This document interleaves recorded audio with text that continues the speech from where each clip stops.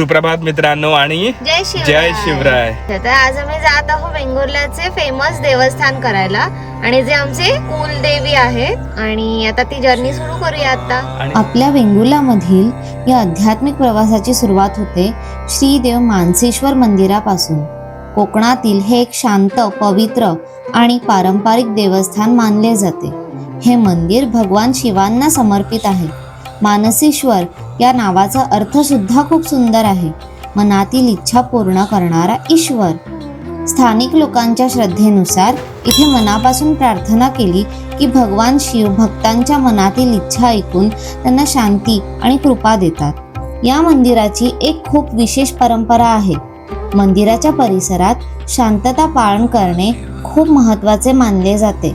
भक्त मंदिरात प्रवेश करताना अधिक शांतपणाने वागतात आणि काही लोक तर इथे बसून ध्यान सुद्धा करतात। या शांततेमुळे मंदिरात एक वेगळीच आध्यात्मिक ऊर्जा अनुभवायला मिळते।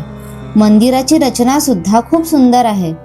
पारंपरिक कोकण शैलीतील लाल कौलांचे छत, लाकडाचे काम आणि हिरवागार परिसर मंदिराला एक वेगळीच पवित्रता देतो।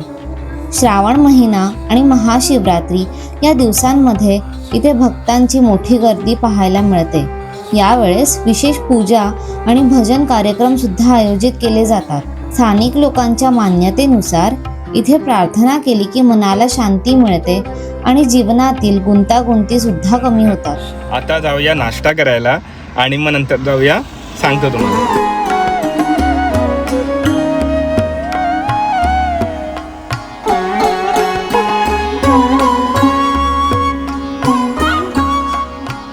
भगवान मानसेश्वराचा आशीर्वाद घेऊन आपण पुढे निघतो आहोत वेंगुर्ल्यामधील अजून एक महत्त्वाच्या देवस्थानाकडे।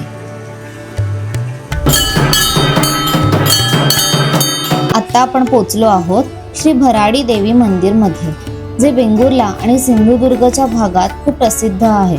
भराडी देवी ही कोकणातील अनेक कुटुंबांची कुलदेवी मानली जाते। म्हणूनच महाराष्ट्रभरून आणि काही वेळेस गोवा आणि कर्नाटकामधून सुद्धा भक्त इथे दर्शन घ्यायला येतात। या मंदिराशी जोडलेला एक महत्त्वाचा विश्वास म्हणजे देवी भक्तांच्या कुटुंबांचे रक्षण करते। स्थानिक लोकांच्या श्रद्धेनुसार घरात काही नवीन काम सुरू करायचे असेल, नवीन घर, व्यवसाय किंवा शुभ कार्यासाठी भराडी देवीचा आशीर्वाद घेऊन सुरुवात केली जाते। मंदिराचा परिसर खूप पवित्र आणि प्रसन्न आहे। पारंपरिक कोकण शैलीत बांधलेले हे देवस्थान स्थानिक संस्कृती आणि परंपरेचे एक सुंदर प्रतीक आहे। वर्षभर इथे भक्तांची ये-जा चालूच असते, पण देवीची जत्रा ही इकडची खूप महत्त्वाची घटना आहे। जत्रा काळात भक्तांची मोठी गर्दी जमते आणि मंदिराचा परिसर भजन, कीर्तन आणि पारंपरिक कार्यक्रमांनी भरून जातो।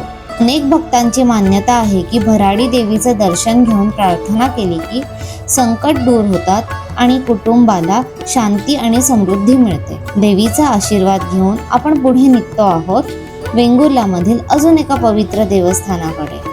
आता आपण येतो श्री देवी सातेरी देवस्थानमध्ये, जे कोकण आणि गोवा भागात खूपच महत्त्वाचे मानले जाते।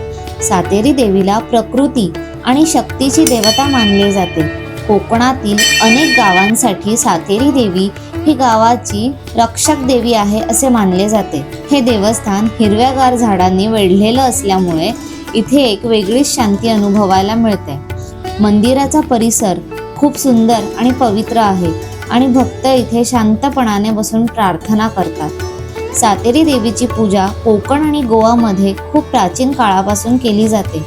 अनेक गावांच्या परंपरेत देवीला प्रकृती आणि ऊर्जेचे प्रतीक मानले जाते। वर्षभर इथे भक्तांची ये-जा चालूच असते, पण विशेष दिवसांमध्ये देवीची पूजा आणि उत्सव मोठ्या श्रद्धेने साजरे केले जातात। यावेळेस स्थानिक परंपरा आणि भक्ती एकत्र पाहायला मिळते।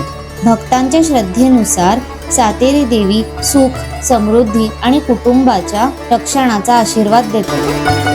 देवीचा दर्शन घेता घेता आपल्या प्रवासाचा पुढचा टप्पा सुरू होतो आचरामधील प्रसिद्ध शिव मंदिराकडे। वेंगुर्ल्यावरून साधारण 2 तासांच्या सुंदर कोकण प्रवासानंतर आपण पोहोचतो आचरामधील श्री रामेश्वर मंदिराकडे। हे कोकणातील अतिशय प्राचीन आणि महत्त्वाच्या शिवमंदिरांपैकी एक मानले जाते. स्थानिक लोकांच्या श्रद्धेनुसार या मंदिराचा इतिहास अनेक शतकांचा आहे आणि या देवस्थानाशी अनेक परंपरा जोडल्या गेल्या आहेत. मंदिराची रचना पारंपरिक कोकण शैलीतील आहे. लाल कौलांचे छत, लाकडाचे सुंदर काम आणि शांत पवित्र परिसर. भगवान शिवांना इथे रामेश्वर म्हणून पूजले जाते आणि दररोज अनेक भक्त इथे दर्शन घ्यायला येतात. महाशिवरात्रीचा दिवस इथे खूप महत्त्वाचा मानला जातो.